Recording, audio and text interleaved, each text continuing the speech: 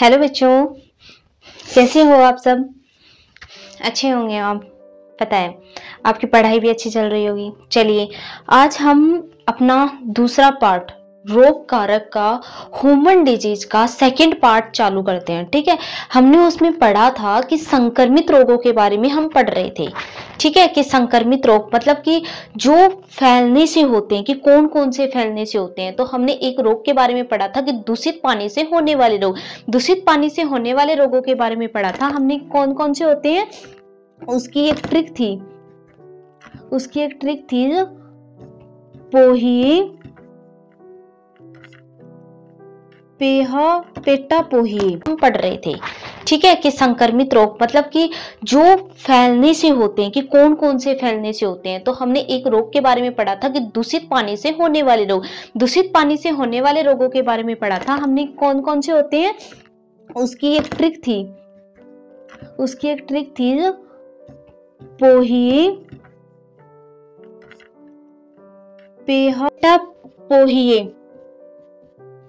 PETA पोही trick थी, जिसमें हमने दूषित पानी से होने वाले रोगों को पढ़ा था। पे मतलब पेचिस रोग, टेटा मतलब टाइफाइड रोग,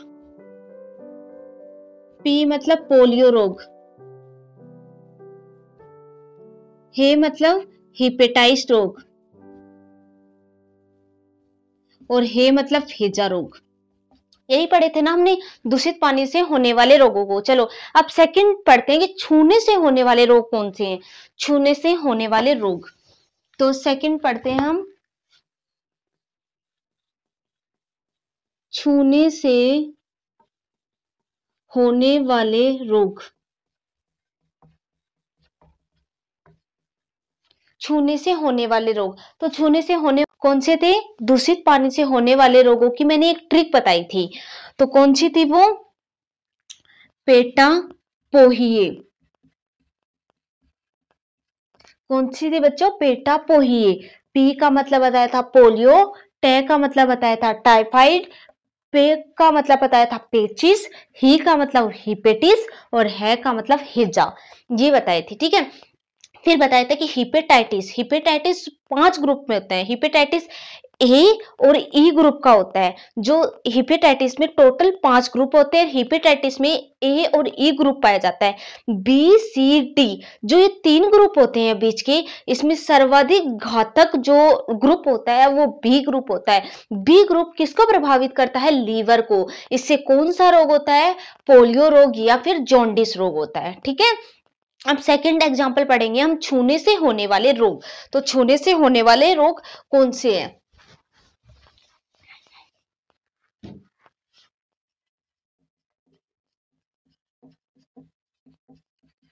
छूने से होने वाले रोग, छूने से होने वाले रोगों की भी एक ट्रिक बताती हूँ। CSK क्या होती है? CSK, सी मतलब होता है चिकन पॉक्स, चिकन पॉक्स, और एस मतलब होता है स्मॉल पॉक्स, स्मॉल पॉक्स, और के मतलब होता है कुष्ठ रोग, कुष्ठ रोग। अब हम हमारी आम भाषा में, सी मतलब चिकन पॉक्स, एस मतलब स्मॉल पॉक्स, के मतलब कुष्ठ रोग, इसे हम आम भाषा में क्या बोलते हैं? चिकन पॉक्स को हम अपनी आम भाषा में छोटी माता बोलते हैं, छोटी माता। और जो स्मॉल पॉक्स होती है उसको हम बड़ी माता बोलते हैं।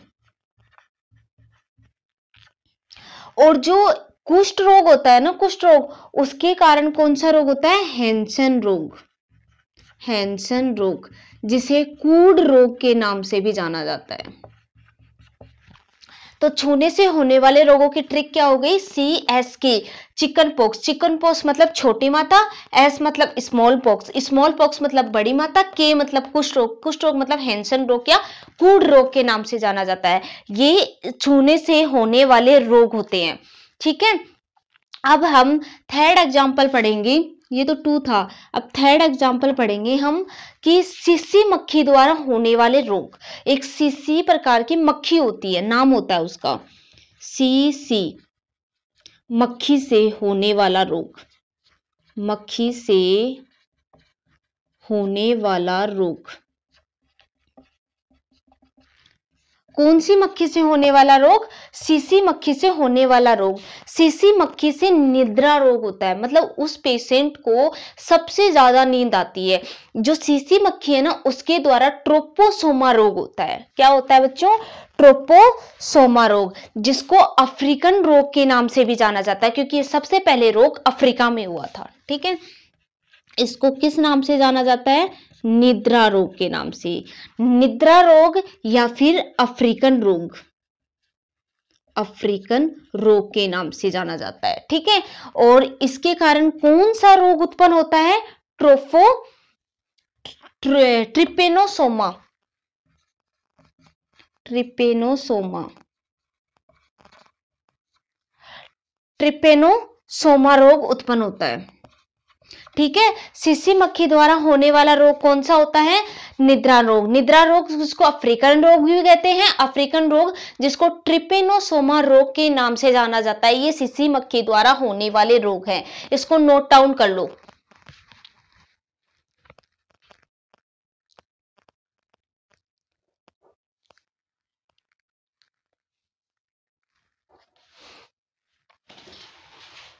अब देखो, फोर्थ रोग आता है संक्रमित रोग का। फोर्थ एग्जाम्पल आता है प्रोटोजोआ से जनित रोग।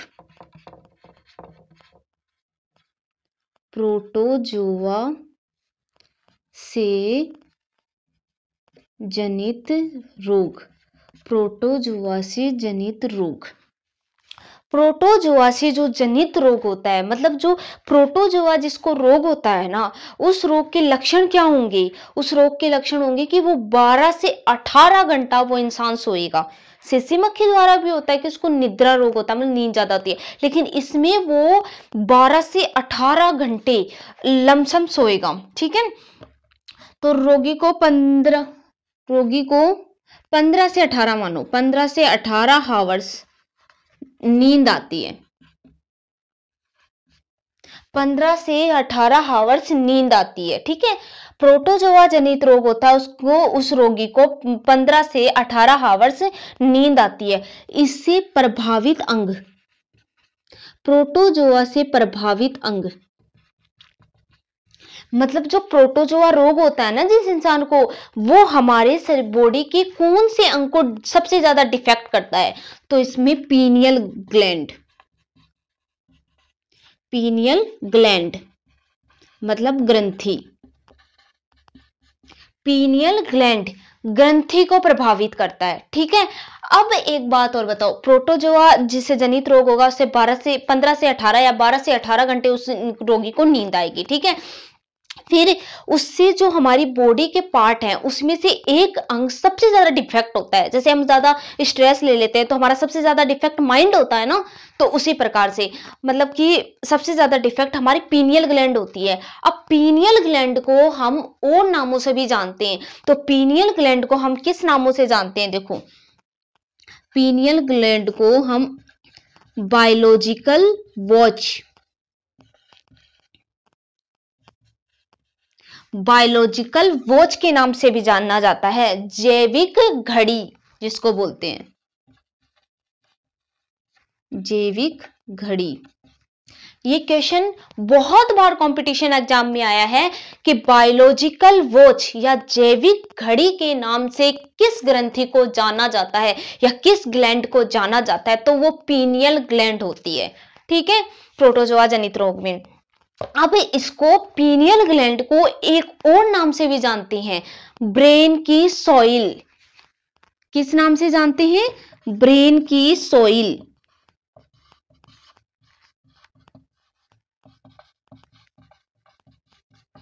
मस्तिष्क की मिट्टी के नाम से भी जानते हैं। मस्तिष्क, अगर हमारी पीनियल ग्लैंड खराब हो जाती है, उसको सबसे ज्यादा डिफेक्ट करता है, तो हमें 12 से 15 या 15 से 18 घंटा हमें नींद आएगी, तो भाई हमारी सोचने की जो क्षमता है ना वो एकदम मिट्टी बराबर हो जाएगी, मतलब हम ज्यादा नहीं सोच पाएंगे, ना ज्यादा माइंड पे काम कर पाएंगे। तो इसीलिए इसे ब्रेन की सॉइल भी कहा जाता है। याद रखना, ये क्वेश्चन आता है कि स्पीनियल ग्लैंड को सबसे ज्यादा प्रभावित कौन सा रोग करता है, तो प्रोटोजोआ रोग करता है। और पीनियल ग्लैंड को किस नाम से जाना जाता है, बायोलॉजिकल बोझ के नाम से भी जाना जाता है, और ब्रेन की सोइल के नाम से भी जाना जाता है। ठीक है, ये प्रोटोजोआ जनित रोग हो गई, नोट कर लो इसको।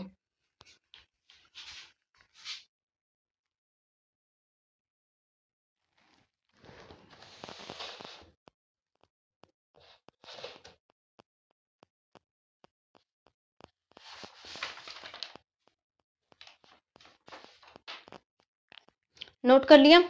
अब 5 नंबर एग्जाम्पल आता है, बालू मक्खी द्वारा फैलने वाला रोग। बालू मक्खी द्वारा फैलने वाला रोग।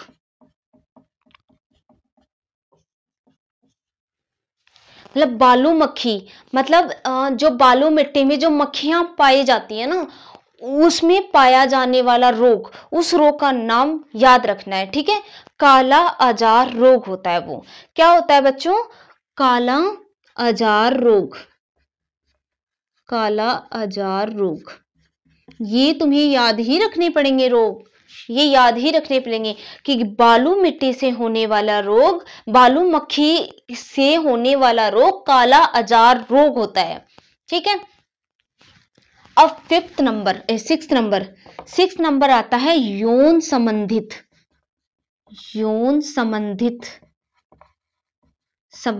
रोग। यौन संबंधित रोग पढ़ेंगे हम, जिसे बोलते हैं सेक्सुअली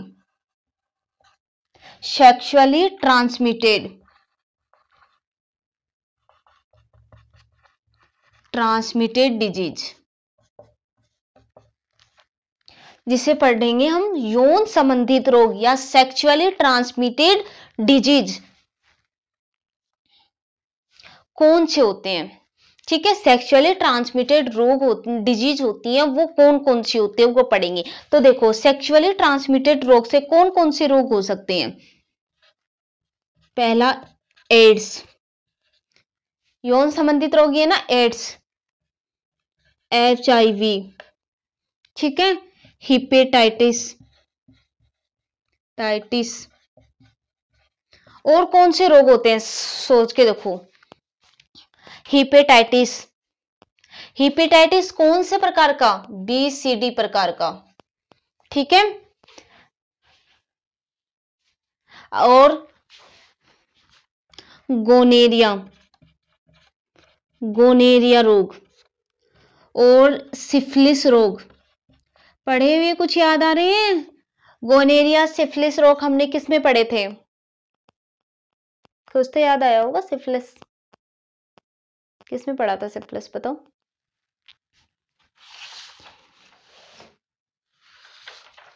बताओ, गोनेरिया और सिफिलिस रोग किस में पढ़ा था हमने।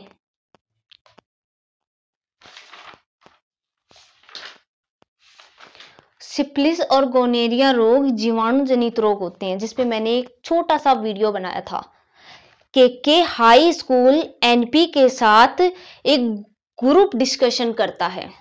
ठीक है, वो वाला वीडियो देखना। अब देखो, गोनेरिया, सिफिलिस और क्या हो सकता है एक और, ल्यूकेरिया।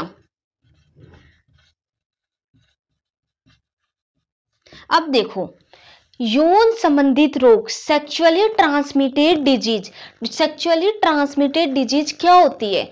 सेक्सुअली ट्रांसमिटेड, सेक्सुअली जो रिलेशन होते हैं उनके दौरान ये डिजीज होती हैं। ठीक है, तो जो एड्स का शिकार भी हो सकते हैं, HIV भी हो सकता है, हिपेटाइटिस।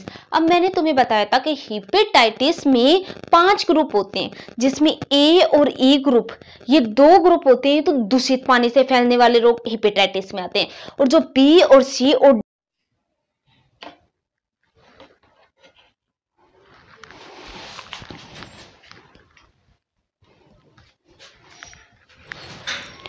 बैक्टीरिया से होने वाले रोग, बेटा बैक्टीरिया से होने वाले रोग कौन से होते हैं? 7 नंबर पे हम पढ़ेंगे बैक्टीरिया से होने वाले रोग। तो देखो, बैक्टीरिया से होने वाले रोग, बैक्टीरिया की खोज किसने की थी? एंटोनी वॉन ल्यूवेनहॉर्क ने। ठीक है, किसने की थी खोज? एंटोनी वॉन ल्यूवेनहॉर्क ने उसकी खोज की थी। और उसको किस शाखा के अंदर उसका अध्ययन किया था? बैक्टीरियोलॉजी में, मतलब जीवाणु विज्ञान में उसका अध्ययन किया गया था। और उसके सबसेन अंग क्या होते हैं? मीजोसोम। मीजोसोम क्या होता है? मीजोसोम जो पादप कोशिका या फिर कुछ वो होते हैं ना, मतलब कि कोई पादप कोशिका, प्लांट कोशिका होती है, उसकी जो कोशिका झिल्ली होती है, उसका जो बाहर का आवरण होता है ना, कोशिका झिल्ली का वलयित रूप होता है, वो मीजोसोम कहलाता है। ठीक है, मतलब बैक्टीरिया से उत्पन्न होने वाला खोज एंटोनी वॉन लीवेनहॉर्क ने की थी, अध्ययन बैक्टीरियोलॉजी जीवाणु विज्ञान में किया गया था, सबसेन अंग उसके मीजोसोम हुए। ठीक है, अब देखो आगे, अब इसी के पढ़ते हैं। मैंने एक छोटा सा वीडियो बनाया जिसमें मैंने बैक्टीरिया जीवाणु जनित रोगों को पढ़ाया, मैं इसमें और पढ़ाऊंगी अब बाकी कौन से होते हैं। तो देखो, उसकी मैंने एक ट्रिक बताई थी उस वीडियो में, कि उसकी मैंने एक ट्रिक बना रखी है उस वीडियो की, कि के हाई स्कूल, देखो के high school, high school NP के साथ, एनपी के साथ थ्री टाइम क्या करता है? ग्रुप डिस्कशन करता है।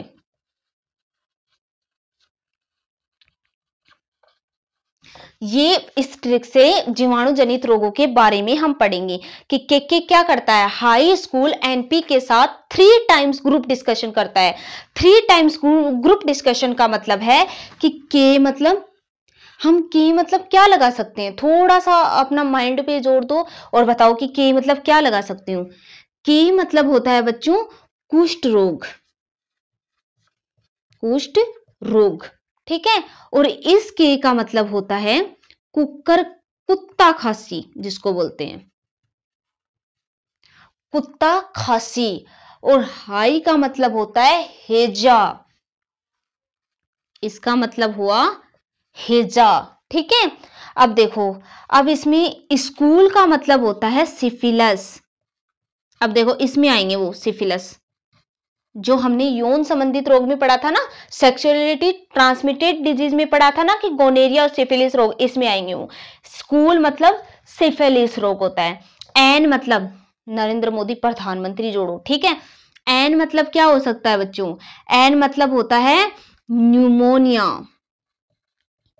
न्यूमोनिया। पी मतलब क्या होता है? Plague, plague. अब 3 टाइम मतलब 3 बार टी है ना, तो देखो एक बार जो टी होता है उसका मतलब हो गया टिब्बी, दूसरा टी आएगा उसका मतलब हो गया टाइफाइड, और तीसरा जो टी आएगा उसका मतलब हो जाएगा टिटनेस। ठीक है, ये मैंने मेरा एक अलग से बनाया हुआ है, उस पे आराम से समझ लेना, फिर भी मैं इस पे समझा रही हूँ। ठीक है, के हाई स्कूल एनपी के साथ 3 टाइम ग्रुप डिस्कशन करता है, ये इसकी ट्रिक बनेगी। के मतलब कुष्ठ रोग, के मतलब कुत्ता खांसी, हाई मतलब हेजा, स्कूल मतलब सिफिलिस, एन मतलब निमोनिया, पी मतलब प्लेग। 3 टाइम, 1 टाइम का टीबी, 2 टाइम का टाइफाइड, 3 टाइम का टिटनेस। ठीक है, अब देखो ये हो गया। अब आता है ग्रुप, ग्रुप का मतलब होता है गोनेरिया, गोनेरिया। और डिस्कशन का मतलब होता है डिप्थीरिया, डिप्थीरिया, डिप्थीरिया रोग। ये होते हैं बैक्टीरिया जनित जीवाणु रोग। ठीक है,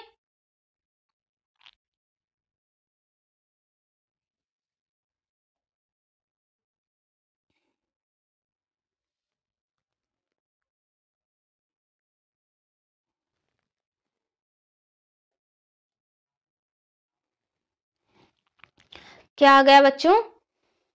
डिप्थीरिया रोग, गोनेरिया और डिप्थीरिया। ठीक है, हो गए। अब देखो,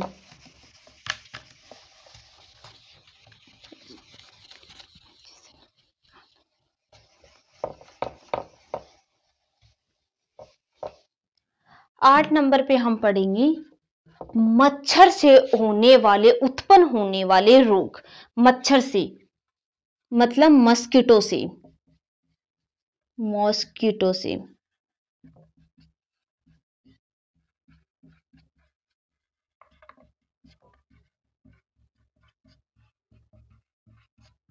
उत्पन्न होने वाले रोग, ठीक है। मॉस्किटो से उत्पन्न होने वाले रोग। अब मॉस्किटो टू टाइप्स के होते हैं। कौन से होते हैं? एक तो होता है फीमेल मस्किटो, जो मादा मच्छर होता है। एक होता है मेल मॉस्किटो, जो नर मच्छर होता है। अब देखो बच्चों, ये मच्छर मॉस्किटो टू टाइप्स के होते हैं, फीमेल मस्किटो और मादा मस्किटो, ठीक है। फीमेल जो मस्किटो होता है वो 3 टाइप्स का होता है। पहले मेल के बारे में पढ़ते हैं। चलो, मेल मस्किटो रोग का वाहक। मेल मस्किटो, अगर मेल मच्छर आपको काट रहा है ना, तो उससे कोई फर्क नहीं पड़ेगा, आपको कोई भी रोग नहीं होगा, ठीक है। ये रोग का वाहक नहीं होता, रोग का वाहक नहीं होता, इससे किसी प्रकार का रोग नहीं होता। लेकिन फीमेल मस्किटो 3 टाइप्स का होता है। कितने टाइप्स का होता है? 3 टाइप्स का। तो 1 टाइप्स पे क्या आएगा? मादा एडीज मच्छर। 2 पे क्या आएगा? मादा एनाफ्लीज मच्छर। सुने हुए होंगे नाम तो।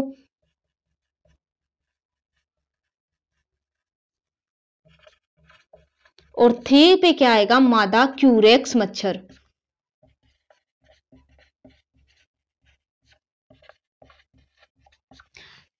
फीमेल मस्किटो कितने प्रकार के होते हैं? 3 प्रकार के, 3 टाइप्स के होते हैं। मादा एडीज मच्छर, मादा एनाफ्लीज मच्छर और मादा क्यूरेक्स मच्छर, ठीक है। अब देखो, हमें क्या पता चलेगा कि हमें एडीज मच्छर ने काटा है या एनाफ्लीज मच्छर ने या क्यूरेक्स मच्छर ने? तो चलो, इनसे होने वाले रोग पढ़ते हैं। मादा एडीज मच्छर स्वच्छ पानी में रहता है, स्वच्छ पानी में रहता है। मादा एनाफ्लीज मच्छर गंदे पानी में रहता है, ठीक है। और मादा क्यूलेक्स मच्छर मैदानी क्षेत्रों में रहता है, जहां रेगिस्तान ही रेगिस्तान होते हैं,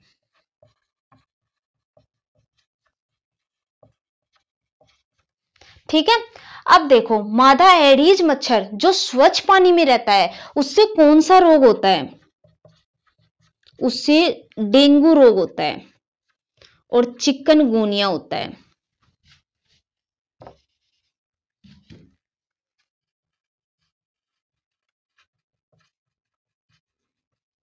मादा एडीज मच्छर जो स्वच्छ पानी में रहता है, उससे डेंगू रोग होता है और चिकनगुनिया रोग होता है, ठीक है। मादा एनाफ्लीज मच्छर जो गंदे पानी में रहता है, उससे मलेरिया रोग होता है। और जो मादा क्यूरेक्स मच्छर जो मैदानी क्षेत्रों में रहता है, उससे रोग होता है हाथी पांव रोग। जो जापानी सेकंड इसमें रोग होता है,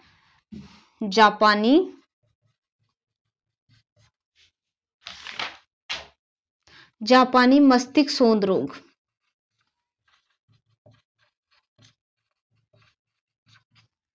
अब देखो, मादा मस्कीटो 3 टाइप्स का होता है। चलो शुरू से करते हैं। मस्कीटो से उत्पन्न होने वाले मस्कीटो 2 टाइप्स के होते हैं, फीमेल मस्कीटो और मेल मस्कीटो। मेल मस्कीटो रोग का वाहक नहीं होता, इससे कोई रोग नहीं फैलता। लेकिन फीमेल मस्कीटो होता है वो 3 टाइप्स का होता है, मादा एडीज मच्छर, मादा एनाफ्लीज मच्छर और मादा क्यूरेक्स मच्छर। तो जो मादा एडीज मच्छर होता है ना, वो स्वच्छ पानी में रहता है, एकदम साफ सुथरे पानी में रहता है, जिससे हमें डेंगू रोग होता है और चिकनगुनिया रोग होता है। मादा एनाफ्लीज मच्छर जो गंदे पानी में रहता है, उससे हमें मलेरिया रोग होता है। और जो मादा क्यूरेक्स मच्छर है, जो मैदानी क्षेत्रों में रहता है, जिससे हाथी पांव रोग होता है और जापानी मस्तिष्क सोंध रोग होता है। हम कैसे पहचानेंगे कि हमें मतलब कोई बोल दे, डॉक्टर बोल रहा है कि तुम्हें डेंगू हो गया है, तो मतलब हमें मादा एडीज ने काटा है। अब को बोलते हैं कि तुम्हें मलेरिया हो गया, तो मतलब मादा एनाफ्लीज मच्छर ने काटा है। या हाथी पांव रोग हो गया, तो मतलब मादा क्यूरेक्स मच्छर ने काटा है। ये तो जाहिर सी बात है, पता चल जाता है कि मच्छर ने काटा है, बट इन रोगों की वजह से ये पता चलता है कि कौन से मच्छर ने काटा है। हाथी पांव रोग बच्चों वो होता है जिसमें हाथी के जैसे पैर और हाथी के जैसे हाथ हो जाते हैं। इसको नोट कर लो, आगे के हम अगली क्लास में करते हैं। आगे की हम कंटिन्यू अगली क्लास में करेंगे। थैंक यू सो मच बच्चों,